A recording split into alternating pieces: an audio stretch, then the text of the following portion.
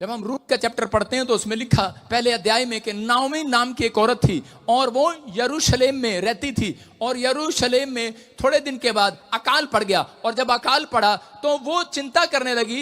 यरूशलेम का मतलब होता है, यरूशलेम का मतलब है रोटियों का घर, दया का घर। लेकिन वो औरत ने फैसला लिया कि मैं अब रोटियों के घर को छोड़ दूंगी, अब मैं दया के घर को छोड़ दूंगी और मैं दूर चली जाऊंगी, क्योंकि वो चिंता कर रही थी कि मेरा परमेश्वर पता नहीं क्या करेगा, उसको भरोसा नहीं था। और वो अपने बच्चों को लेकर मोआब देश में चली गई, दूसरे देश में चली गई। और जैसे ही उसने मोआब देश में कदम रखा उसके दोनों बेटे वहीं मर गए। मतलब परमेश्वर के घर को, दया के घर को जब वो छोड़कर जा रही थी तो उसके दोनों बच्चे वहीं मर गए। और उसके बाद कहता है कि उसके साथ क्या हुआ, उसका पति भी मर गया, वो अकेली और उसकी दो बहुएं रह गई और उसकी एक बहू भी उसको छोड़कर चली गई।